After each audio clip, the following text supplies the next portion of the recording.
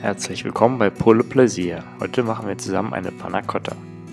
Dafür brauchen wir Sahne, Zucker, Milch, Vanilleschote und Gelatine. Als allererstes weichen wir die Gelatine in eiskaltem Wasser ein, für etwa 5 Minuten. Dann geben wir die Sahne und die Milch und den Zucker in einen Topf. Die Vanilleschote halbieren wir brauchen hier nur eine halbe. Halbieren sie der Länge nach.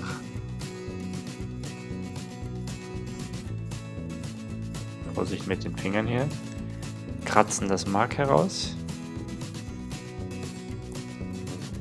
Und dann kommt alles zusammen mit der Vanilleschote in den Topf mit der Milch.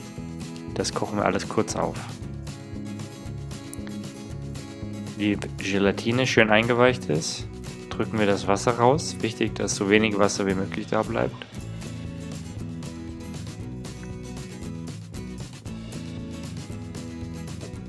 So, und das kommt dann alles in die Sahne-Milch-Mischung. Wichtig, wir nehmen die Sahne und Milch vom Herd. Sie darf nicht mehr kochen, weil wenn ich die Gelatine koche, verliert sie ihre Bindekraft. Also einmal nur kurz aufkochen, vom Herd nehmen, Gelatine rein und umrühren. Dann passieren wir das Ganze durch ein Sieb, damit wir eventuelle Klumpen rauskriegen und das Vanillemark, beziehungsweise die Schote. So, dann kommt das Ganze auf kaltes Wasser. Wenn man hat, Eiswürfel noch besser, und wir rühren das ein bisschen kalt. Wenn es abgekühlt ist, füllen wir das in die Förmchen. Bei dem Rezept kriegen wir 6 Portionen raus. Das Ganze wandert für 3 Stunden mindestens in den Kühlschrank. So, jetzt machen wir die Soße. Dafür brauchen wir tiefgekühlte Beeren, Zucker, Sternanis und Zimt. Als allererstes karamellisieren wir den Zucker in einem Topf. Dafür geben wir den Zucker einfach in einen heißen Topf. Nicht rühren bitte, sonst verklumpt alles.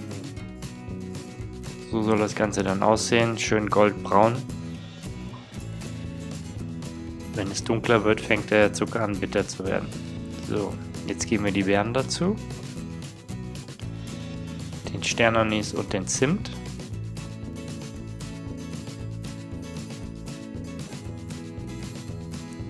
Verrühren das Ganze gut, köcheln es für ein Minütchen. Und dann ist das auch schon fertig. Ihr könntet das jetzt so verwenden, wie es ist. Ich habe es allerdings hier nochmal püriert und dann durch ein Sieb gestrichen, weil ich nur die Soße haben wollte. Aber wie gesagt, ihr könnt auch die Beeren so, wie sie eben waren, schon verwenden. Hier seht ihr das mit dem Sieb. So bekomme ich eine schöne Beerensoße, ohne die Kerne drin zu haben. Das Ganze durchstreichen. Fertig. Für die Zuckerdeko geben wir den Zucker in einen kleinen Topf.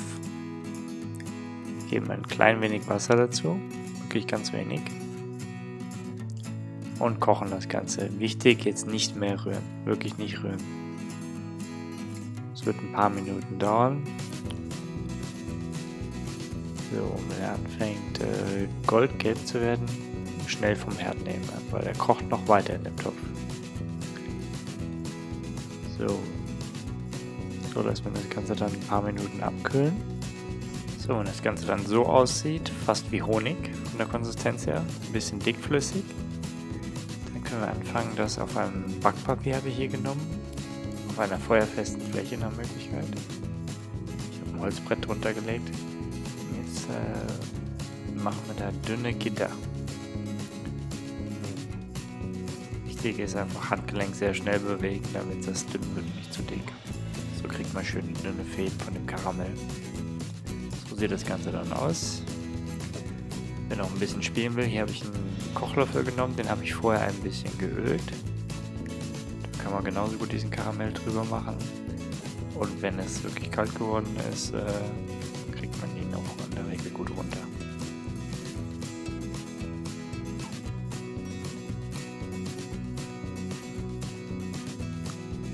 Finger aufpassen hier, weil Karamell wird sehr, sehr heiß. Kann man sich sehr schlimm verbrennen. So sieht das Ganze dann aus.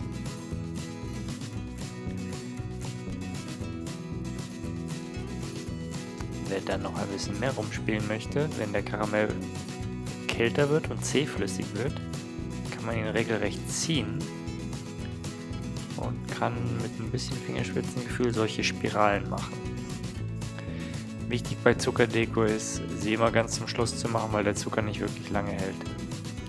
Je nachdem, wenn man eine hohe Luftfeuchtigkeit hat im Raum, wird der Zucker sehr, sehr schnell wieder weich. So eine Spirale hält zum Beispiel nicht sehr lange. So, genug mit dem Zucker gespielt, jetzt geht's zum Anrichten. Die Panna Cotta waren jetzt 3 Stunden im Kühlschrank, sind schön fest geworden. Wir fangen jetzt mit der Soße an, machen ein kleines Soßenspiel, wie wir das nennen, auf dem Teller. Mit ein bisschen Übung geht das sehr einfach. Streichen das Ganze schön. Jetzt gibt es 2 Möglichkeiten, die Panna Cotta wieder aus der Form zu holen. Die eine ist, wie ihr hier seht, mit dem Messer einfach rumschneiden. So mache ich es persönlich eigentlich am liebsten, weil dann bleibt die ganze Sache schön fest. Die zweite Möglichkeit ist, man stellt sie ganz kurz in ein heißes Wasserbad. Ein paar Sekunden bloß. Hier war es schon fast zu lange drin, werdet ihr gleich sehen.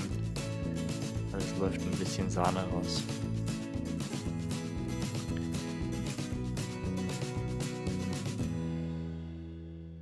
Also ganz so flüssig will man es eigentlich nicht haben.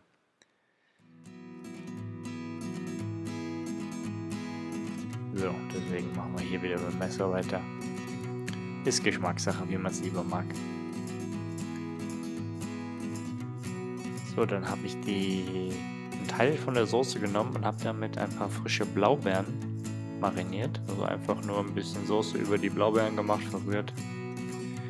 Damit gebe ich noch ein bisschen dazu, dass man auch ein paar frische Beeren dabei hat als Kontrast.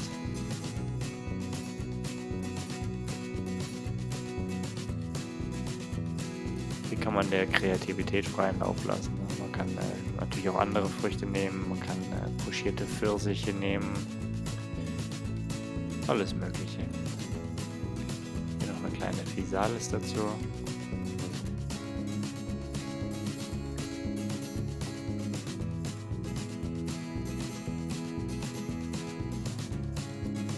Ein bisschen Grün darf natürlich auch nicht fehlen. Die schöne alte Minze. So, und jetzt kommen unsere Zuckerdekos, die wir gemacht haben. Schöne kleine Stücke gebrochen, wie man das am liebsten mag. Man kann sie mit dem Messer aufschneiden. Wie gesagt, bei Desserts kann man sich immer schön kreativ austoben.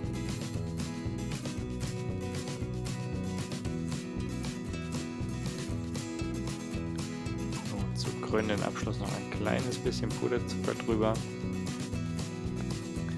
Und fertig ist das Ganze. Ich hoffe, das Video hat euch gefallen. Das Rezept ist wie immer unten in der Infobox. Ihr findet auch einen Link zu der Webseite mit dem Rezept. Ich freue mich, wenn es euch gefallen hat, über einen Daumen hoch. Abonniert meinen Kanal und bis zum nächsten Video.